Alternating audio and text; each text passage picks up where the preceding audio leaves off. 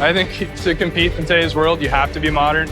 You know, automation is going to be key. We're a very forward-looking, growth-oriented company.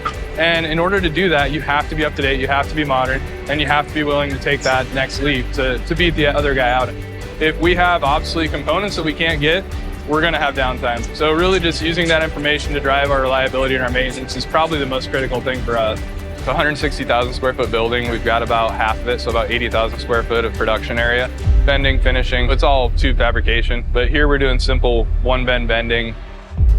Lincoln Industries is a metal plating manufacturer in Lincoln, Nebraska. They make thousands of SKUs for different automobile, motorcycle manufacturers. They have a real need to automate because the demand keeps to increase, and the primary function of our modernization plan that we're working on with them is just fitting it to that long-term need.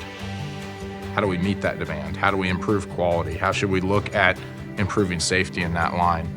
We knew we had obsolescence in our plant. We've got a 60-year-old facility, and we've got equipment that ranges the span from 1970s up to current model. So we knew we had to do something about obsolete equipment and obsolete inventory. So we took a shot at it ourselves and attempted to do an assessment. We quickly realized we're going to need help from somewhere. But the pivot for us was like, oh my gosh, how much time did that take you? Because we do this on a daily activity. We got people that go around to facilities and audit them all day long. The biggest message that our team took from it was Lincoln Industries has to be focused on product going out the door. There's obviously things we need to do today that we're gonna have to address right now. But it's also gonna help us with our long-term capital planning. This is gonna help us see that obsolescence coming up and understand where we're gonna have to spend money in the future. Yeah. It's really been a great thing.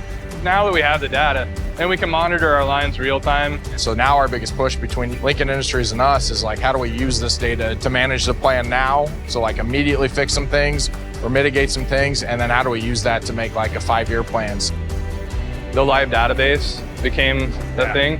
That was huge because at the beginning of our process, it was going to be a snapshot in time. Yeah. As we evolved, now it's a living database.